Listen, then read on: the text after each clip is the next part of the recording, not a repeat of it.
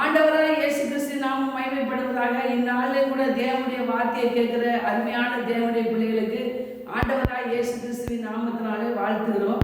வெற்றி வாழ்வு என்ற தலைப்பின் கீழே தேவனுடைய வார்த்தையை பார்க்க போகிறோம். வேதத்தில் இப்படியாய் வாசிக்கிறோம். நம்ம இந்த உலகத்தில் ஆண்டவரை ஏற்றுக்கொண்டவங்க சுகமாய் வாழ்வது, ஆசீர்வாதமாய் வாழ்வது, செழிப்பாய் வாழ்வது, வெற்றியாய் வாழ்வது தான் தேவனுடைய சித்தமாக இருக்குது. வேதத்தில் வாசிக்கும் போது புதிய ஏற்பாட்டில் லூக்கா 15 22 24 வரைக்கும் வாசிக்கும் பொழுது இப்படியாய் பார்க்குறோம். அதில் என்ன போட்டிருக்கு அப்படின்னா, தகப்பன் தன் ஊழியக்காரரை நோக்கி இளைய குமாரன் என்ன செய்கிறாரு, வீட்டை தேடி வராரு. வரும்பொழுது அந்த தகப்பன் என்ன செய்கிறார், அவனுடைய இருதயத்தில் ஓடி போய் கட்டி பிடித்து முத்தம் கொடுத்து என்ன செய்கிறார், வேலைக்காரங்களை நோக்கி என் மகனுக்கு என்ன செய்யுங்க, நல்ல வஸ்திரத்தை உடுத்துங்க அப்படின்னு சொல்கிறாரு. ரெண்டாவது காரியம் என்ன சொல்கிறாருன்னா, நல்லா என்ன செய்யுங்க, உடுத்தி அவனுக்கு என்ன செய்யுங்க, மோதிரத்தையும் போடுங்க, பாதரட்சையும் போட்டு விடுங்க, கொளுத்த கன்றையும் அடிங்க. அது மாத்திரம் இல்லை, என்ன செய்யணும், அவன் எல்லாரும் குமாரன் மரித்தான் உயிரோடு எழுந்தான், அதனால் என்ன செய்யும், எல்லாரும் சந்தோஷப்படுவோம்னு சொல்லி எல்லா ஏற்பாடுகளையும் தகப்பன் செய்ய சொல்கிறார். அதுபோல் நம்ம ஆண்டவரை ஏற்றுக்கொண்ட ஒவ்வொருவருக்கும் இயேசு தகப்பனாக இருக்கிறார். ஆண்டவர் நல்ல தகப்பனாக இருக்கிறப்பனால இந்த உலகத்தில் ஒரு பொல்லாத மனுஷன் தகப்பன் கூட என்ன செய்கிறாரு, நல்ல வஸ்திரங்களை கொடுத்துங்க. அது நல்ல வேலை பார்த்து உற்சாகமாக வரல. அந்த பிள்ளை பன்றி மேய்ச்சி கொண்டு இருந்து வந்த மகனவே தகப்பனுடைய இருந்த என்ன செஞ்சது, ஏற்றுக்கொண்டது.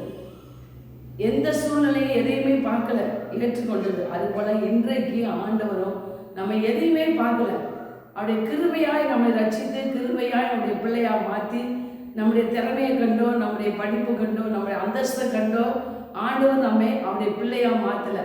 தேவன் என்ன செஞ்சார், எந்த நிலைமையில் இருந்தாலும் நம்ம ஏற்றுக்கொண்டு நம்ம இந்த பூமியில் நல்ல ஒரு வாழ்வு வாழ வேண்டும் என்று, நல்ல ஒரு வேலை, நல்ல படிப்பு, நல்ல வீடு, நல்ல ஒரு சுகமான நல்ல திருமணங்கள் இப்படி இருக்க வேண்டும் என்று தேவன் விரும்புகிறார்.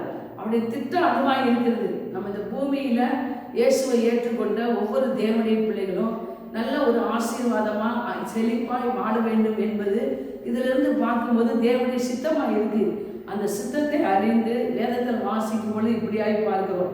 உபாகமம் 8 அதிகாரத்தில் 7 10 வரைக்கும் வாசிக்கும் பொழுது ஆண்டவர் சொல்றாரு, உன்னை என்ன செய்வேன், நல்ல தேசத்திலே பிரவேசிக்க பண்ணி பள்ளத்தாக்குகளும் மலைகளும் ஏரிகளும் உள்ள தேசம். நீ என்ன செய்யணும், அந்த இடத்துல அந்த தேசத்தில் என்ன செய்யணும், ஒலிவ மரங்களும் மாதுளம் பழங்களும் பேரிச்ச மரங்களும் உள்ள நல்ல ஒரு செழிப்பான தேசத்தில் உன்னை என்ன செய்யணும், வாழணும் நான் விரும்புகிறேன் அப்படின்னு சொல்கிறாரு. யாத்ரா 3:8 வாசிக்கும் போது, பாலும் தேனும் ஓடுகிற நலமும் விசாலமான வாழ்க்கைக்காக தான் தேவன் இஸ்ரவேல் ஜனங்களை அழைத்தார். அதே போல் இன்றைக்கும் தேவன் நம்ம மகிமையாக இந்த உலகத்தில் வாழ வேண்டும் என்று தான் அழைத்திருக்கிறார், தெரிந்து கொண்டிருக்கிறார். அதுக்காக தான் அவங்க வேதத்தில் வாசிக்கும்போது நல்ல தேசம், நல்ல நல்ல நல்ல செழிப்பானவைகள் என்று நம்ம வேதத்தில் வாசிக்கிறோம். அதுபோல் நம்ம வாழ்க்கையில் இந்த பூமியில் தேவனுடைய பிள்ளைகள் நல்ல ஒரு வாழ்வு வாழணும் தான் தேவன் விரும்புகிறார். அவருடைய திட்டமாகி இருக்கிறது. ரெண்டாவது வாசிக்கும் பொழுது யோவேல்லே வாசிக்கிறோம். யோவேல் 2:26-27 வாசிக்கும் பொழுது அதில் என்ன போட்டிருந்தா, நீங்கள் சம்பூர்ணமாய் சாப்பிட்டு திருப்தியாய் நடந்து உங்கள் அதிசயமாய் நடத்தி வந்த தேவனை துதிப்பீர்களாக அப்படின்னு பார்க்குறோம். அப்போ இந்த பூமியில் ஒரு திருப்தியான ஒரு வாழ்க்கை வாழணும்னா, மகிழ்ச்சியாக வாழ்க்கை வாழணும்னா இயேசுவின் நாமத்தினால தான் வாழ முடியும். ஏன்னா அவர் தான் நமக்காக ஜீவனை கொடுத்து, அந்த ஜீவன் பரிபூர்ணப்படுவோம். நம்ம என்ன செய்யணும், ஒரு நல்ல ஒரு வாழ்வு வாழத்தான் ஆண்டவர் இந்த உலகத்தில் நமக்காக கல்வாரியில் அவ்வளோ பாடுபட்டார். அந்த நம்ம நல்ல வாழ்வு வாழும்போது என்ன செய்யக்கூடாது, ஆண்டவரை மறக்கக்கூடாது. நம்ம என்ன செய்யணும், ஆண்டவருக்கு சாட்சியாய் நன்றியாய் அவருக்கு மகிமையாய் நாம் இருக்க வேண்டும் என்று ஆண்டவர் விரும்புகிறார். மூணாவது பார்க்கும்போது எரேமியா 31:14 வாசிக்கும் போது, என் ஜனங்கள் நான் அளிக்கும் நன்மையினால திருப்தி ஆவார்கள்னு சொல்கிறார். அப்போ நம்ம அவருடைய ஜனமாக இருக்கிற ஒவ்வொரு தேவனுடைய பிள்ளைகளும் இந்த பூமியில் நம்ம ஒரு திருப்தியான ஒரு வாழ்க்கை வாழணும். ஏனோ தானோ என்று அல்ல, ஏதோ இருக்கிறேன் ஏதோ போகிறேன் அப்படி சொல்லக்கூடாது. நம்ம திருப்தியாக வாழணும், மன நிறைவோடு வாழணும். ஆண்டவர் அதைத்தான் விரும்புகிறார். என் ஜனங்கள் நான் அளிக்கும் நன்மையினால திருப்தி ஆவார்கள் சொல்றாரு. புதிய ஏற்பாட்டில் 1 தீமோத்தேயு 6:17 வாசிக்கும் போது சகல நன்மைகளையும் சம்பூர்ணமாய் கொடுக்கிற ஜீவனுள்ள தேவன் சொல்றார். அப்ப நம்ம ஆராதிக்கிற தேவன் இயேசுவின் பிள்ளைகளுக்கு சகல நன்மைகளும், இந்த உலகத்துல தேவையான வீடு, படிப்பு, வேலை, திருமணம், எதிர்காலம் எல்லாத்துக்கும் அவர் நல்ல சுகத்துக்கு அவர் என்ன செய்யறார்? நல்ல தேவனாய் இருக்கிறார். அதான் சகல நன்மைன்னு சொல்லும்போது எல்லா ஆசீர்வாதங்களும் அங்கே அடங்கி போயிடுது. சங்கீதத்தில் 34:8-10 வாசிக்கும் போது கர்த்தரை தேடுகளுக்கோ ஒரு நன்மையும் குறைபடாதுன்னு பார்க்குறோம். அருமையான தேவனுடைய பிள்ளைகளை, நம்ம ஆண்டவரை சேவிக்கிறவங்க இந்த பூமியில் ஒரு நன்மையும் குறைவில்லாமல் வாழணும் தேவன் விரும்புகிறார். திரும்ப 4வது பாயிண்ட் வாசிக்கும் போது உபாகமம் 15:5 வாசிக்கும் போது உன் தேவனாய கர்த்தர் நீ சுதந்திரிக்கும்படி தேசத்திலே, சுதந்திரிக்க போகிற தேசத்திலே நீ எப்படி இருக்கணும்? மென்மேலும் ஆசீர்வாதமாயும் நீ அநேக ஜாதிகளுக்கு கடன் கொடுப்பாய், கடன் வாங்காதிருப்பாய். அநேகருக்கு நீ மற்றவங்களை ஆடுவாய், அவங்க உன்னை ஆடுவதில்லைன்னு சொல்லி அதிகாரம் கொடுத்துருக்கிறார். அப்போ நம்ம ஆண்டவரை ஏற்றுக்கொண்டவங்க இந்த பூமியில் எதுக்கு நம்ம அடிமையாகக்கூடாது? இயேசு கிறிஸ்துவுக்கு ஒருவருக்கு தவிர மற்ற எந்த காரியத்தினாலும் நம்ம மனுஷருக்கோ விக்கிரகங்களுக்கோ மற்ற சொந்தக்காரங்களுக்கோ நண்பர்களுக்கோ நம்ம அடிமையாகக்கூடாது.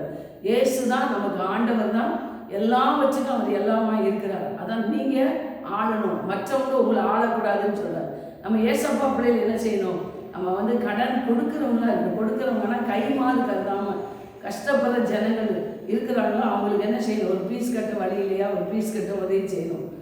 ஏதாவது ஒரு துணிமணி இல்லையா, ஒரு துணிமணி எடுத்து கொடுத்து உதவி செய்யணும். சாப்பாடு இல்லையா, நம்மளால் இயன்ற அளவு அப்படி விரும்பினா நிச்சயமாக உங்கள் கைகளையும் திடப்படுத்தி நீங்கள் மற்றவங்களுக்கு திருப்தியாக நீங்களும் புசித்து மற்றவங்களுக்கு கொடுக்கக்கூடிய கிருபையும் தேவன் கொடுப்பதற்கு உண்மை உள்ள தேவனாக இருக்கிறார்.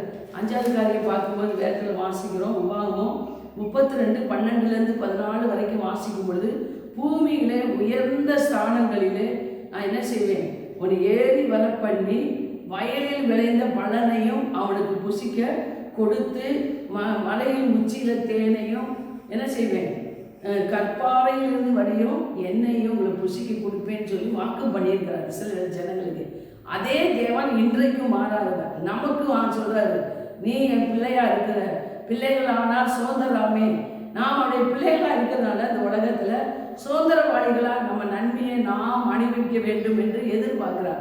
ஏன்னா இந்த வானம் அவருக்குரியது, பூமி அவருக்குரியது, நாம் அவருடைய பிள்ளைகளாக இருக்கிறோம். அவர் நம்மை தெரிந்து கொண்டால் இந்த பூமியில் நம்ம செழிப்பாக சந்தோஷமாக ஆசீர்வாதமாக வாழணும்.